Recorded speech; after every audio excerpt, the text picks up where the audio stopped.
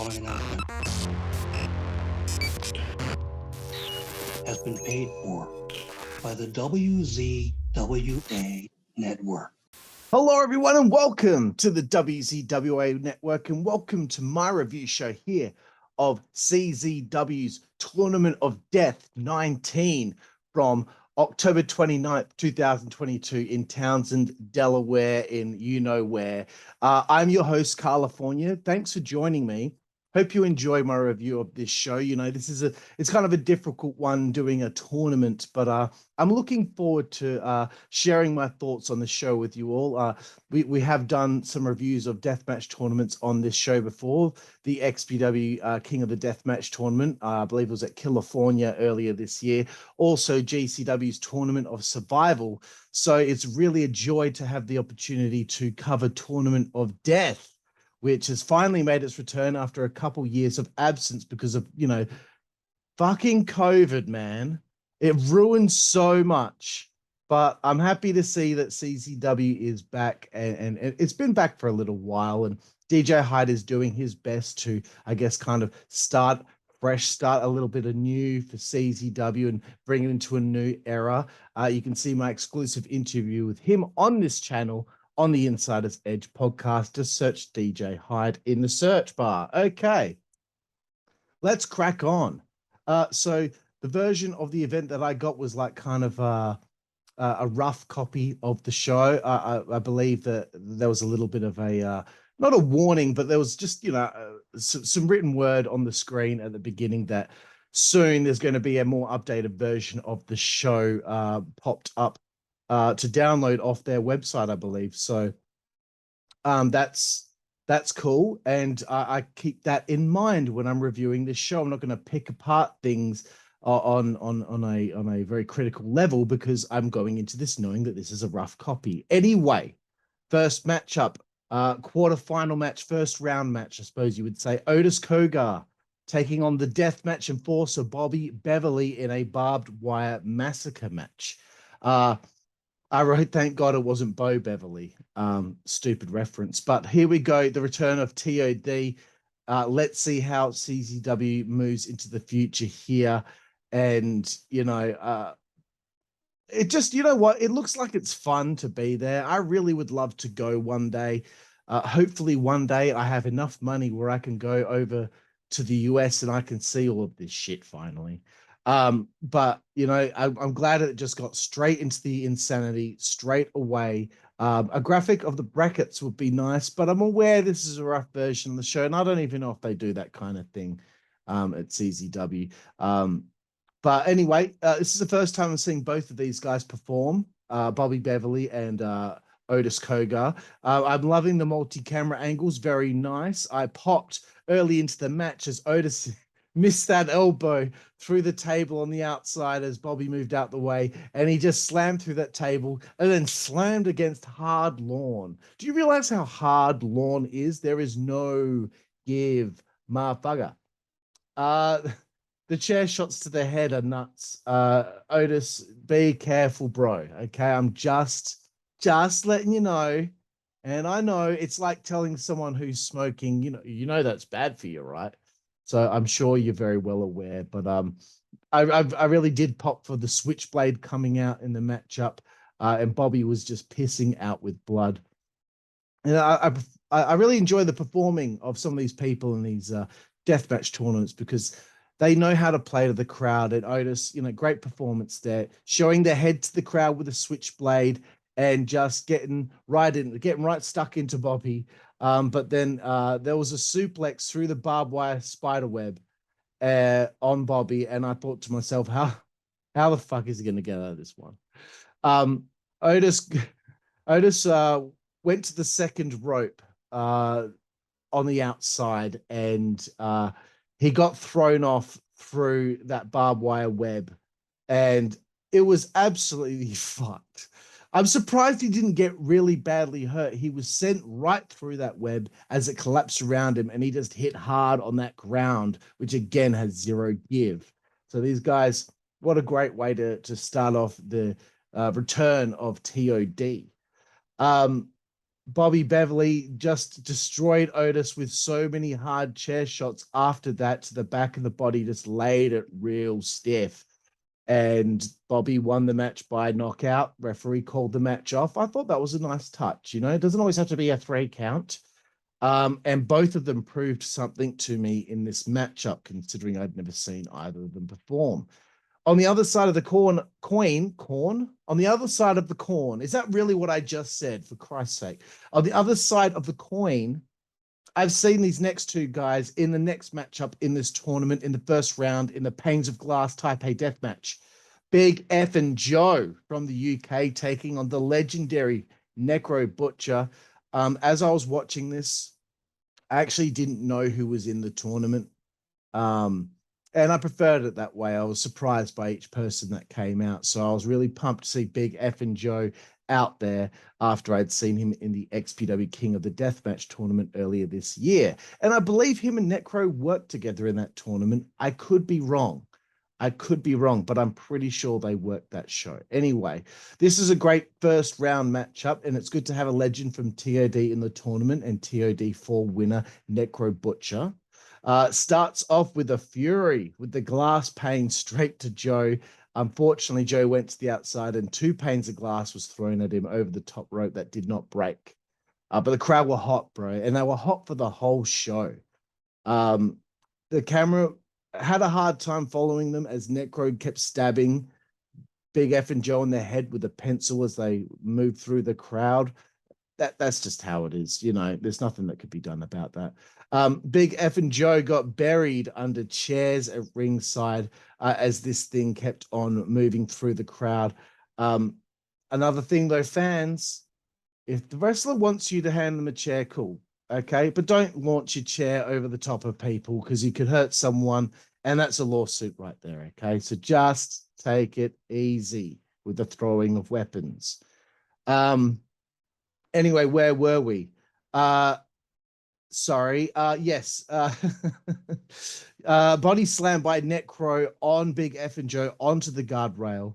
I would have to say this was a vast improvement on their XPW deathmatch a few months ago. Props to the boys here. Necro had most of the match at this point as they gotten back into the ring. And I wrote down that it was a disglaster. Get it? Disaster, glass, disglaster. Terrible. Absolutely shit humor. Back suplex into a pin. And Big F and Joe pinned Necro to continue on. Great match and a show of respect between them afterward. Moving forward, third match at the first round. Brad Cash. Never heard of him. Nothing against him, just never heard of him. Taking on Insane Lane in a Shark Tooth Home Run Derby death match. I'd never heard of Brad Cash, as I just said. So again, just like the first two guys, let's see what he's got. I have heard of Insane Lane and will hopefully be interviewing him for the podcast this week for next week's release. So stay tuned for that. And, you know, Insane Lane, clearly a name that has been around these tournaments for years and years. And I kind of feel like this guy hasn't had his due, you know, when it comes to deathmatch wrestling. You know, he's always been there. He's always moved his way through the tournaments, but he's just, it feels like he's never won the big one. I could be wrong. Maybe he won the Mid-South tournament. Maybe he's won the Deep South tournament. I'm not sure. Because I can't remember everything, despite the fact that I consider myself a motherfucking encyclopedia of wrestling. Anyway, straight away in this home run derby with a tubed wiffle bat, great stuff, man. This is creative, you know. This is where the creativity comes in to deathmatch wrestling. They were just torturing each other with different kinds of bats, with shark teeth, poppers, cheese graters. Very good work. It's weird, isn't it? Weird complimenting stuff like this. Insane Lane was piercing out with blood, bro. And then they brought out this buzzsaw. Insane stuff, dude. The buzzsaw to the head. The crowd are chanting over here, so he does it to his head over there, and then over here for the third one. Very nice. Followed up by a pulling pile driver from Insane Lane for a 2 count. I thought it was over at that point. Very good, boys. You got me. Simone from Brad, and it was a 1 count. Then Brad Cash hit Insane Lane with this exploding barbed wire bat. I could not believe that that was a 2 count. I thought that that was definitely the end of the match for sure. But what a visual. That was a great visual, and the reaction from the audience was fantastic. Soon after that, Brad Cash is setting him up to, setting Lane up to be put through that. Choke slammed onto the boogie board of Shark Teeth. This is, only these sentences can come out of someone's mouth when you're reviewing deathmatch wrestling. But it was reversed into a reverse Russian leg sweep, or the stroke. You know, Jeff Jarrett, you know, showing off my knowledge there. And onto that boogie board for the 3 count. And then after, again, a show of respect for those two who are apparently tag team partners. So again, I was impressed with you, Brad, and Insane Lane, of course. Let's move forward to the final match of the first round. The legendary queen of the death match, Mickie Knuckles, taking on Orin Veidt. I thought it was Orin Veidt, but it might be Orin Veidt. I don't know. I feel like there was some people said Veidt and some people say Veidt. Either way, it's not John Voight. There's a fluorescent fatality match, aka a bundles of tubes death match. So I was excited to see Mickie here working with a dude, because the latest matches I've seen of her have been with the ladies, which is, there's no problem with that, you know, Luduk Shaitan and Sage Sin Supreme and XPW. But I was interested to see how she go with the guys here. It's been a while since I've seen anything with her and the men. I've seen Orin once or twice, I think, for GCW, but it might have been XPW. I don't know.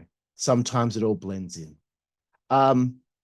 And I thought Masada was announced for this months ago. I also thought Schlack was announced for this, but I'm probably wrong.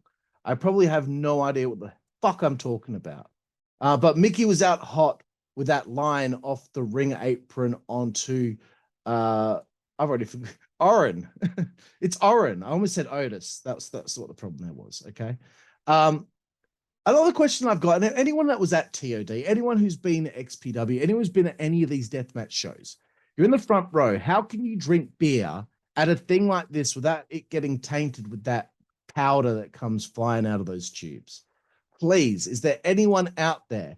Do you drink the beer still, even though you know that it's been tainted with this, whatever the hell it is? Or do you tip it out? Or when you see it happening, do you quickly put your hand over the cup? I want to know how you go about it. Please let me know.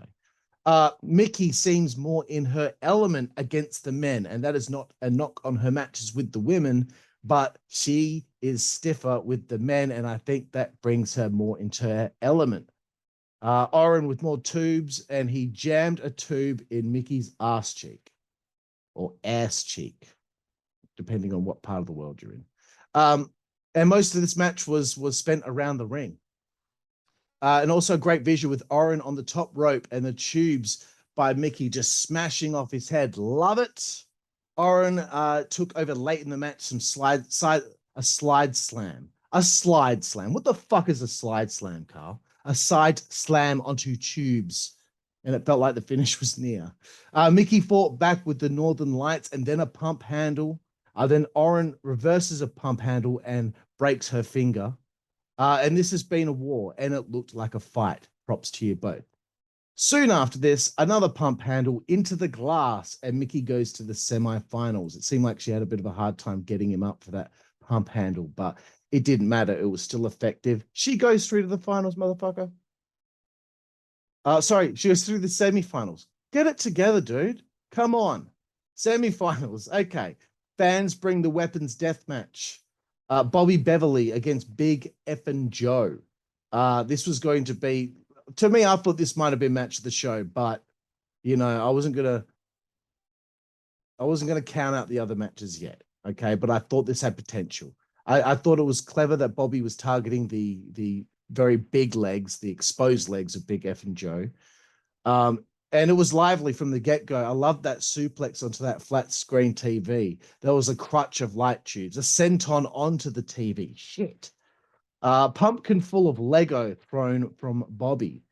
Again, another sentence that I've never said in my life and will never probably say again. It was frantic. There was so much happening. Great spinning side slam through the bundle of tubes that was designed to look like candy corn. The crowd was so hot for this crazy shit. Joe boots a baby full of tacks. Well, he used the baby full of tacks for a fucking five-knuckle shuffle. And then he booted the baby full of tacks into the crowd, a la Snitsky. You see, here's the thing, everyone.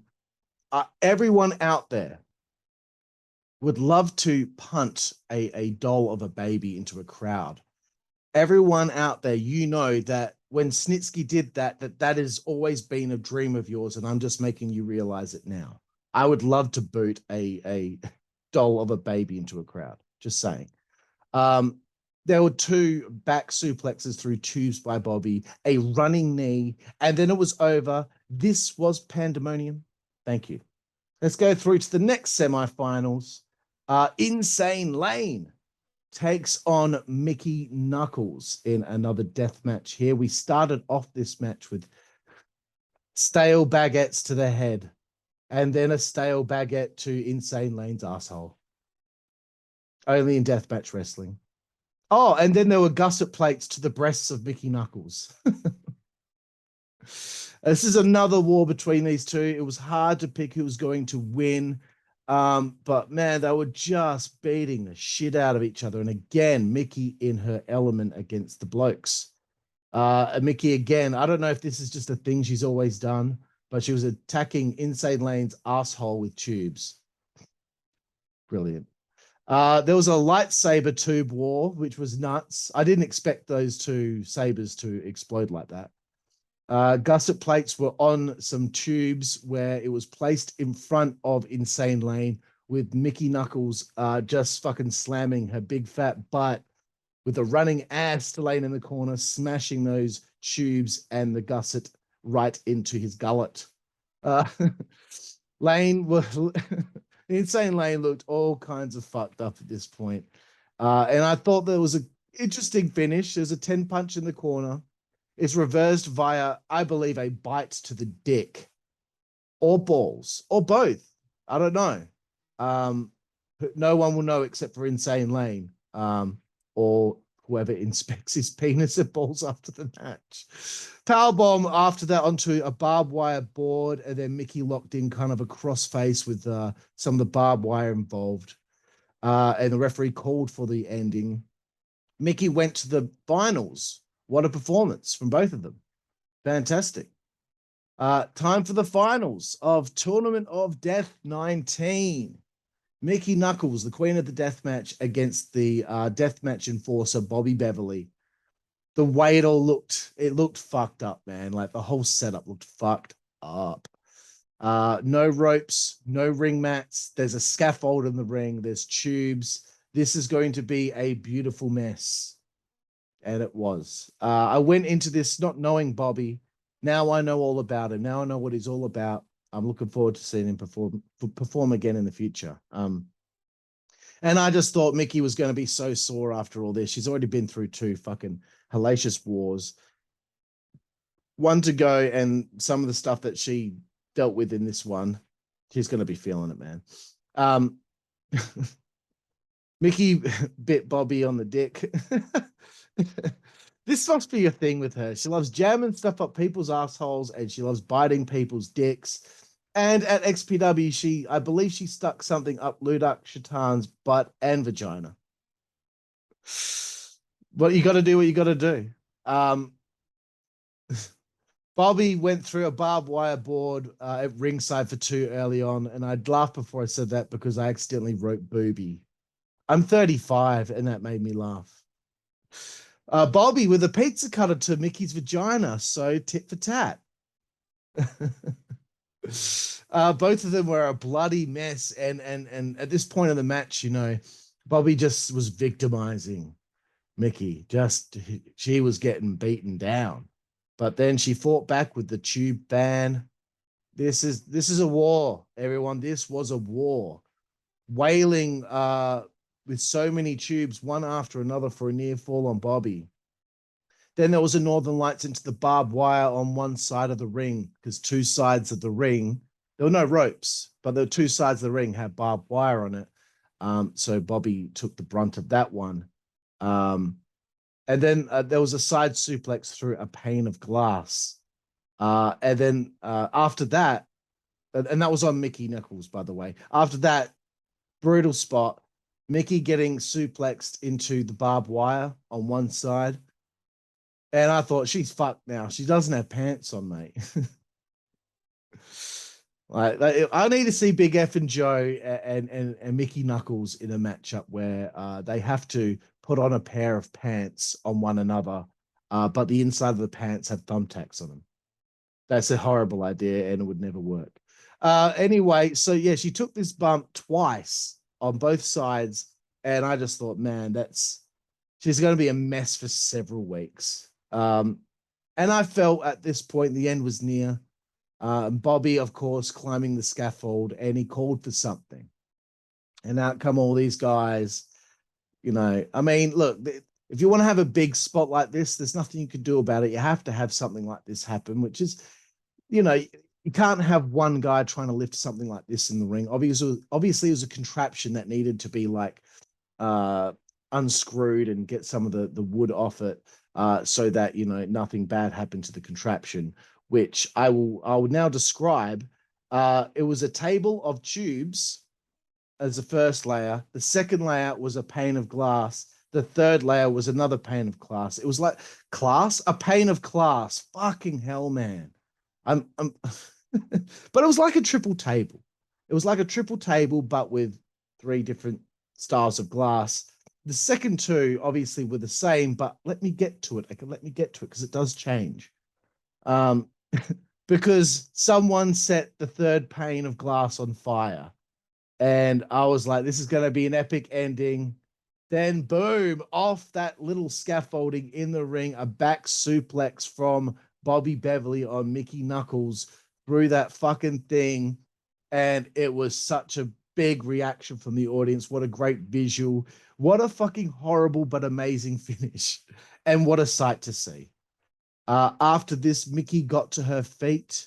And to be perfectly honest, I thought that this was a career performance from her.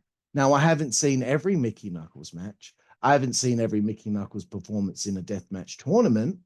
But what I'm trying to say here is that at this stage in her career, to put on a performance like this, to go 3 matches with the dudes and have me, who can be very critical of intergender wrestling, not even think about the fact that she's a female, because she's laying it in so hard and she's so stiff with the guys that you didn't even think about it.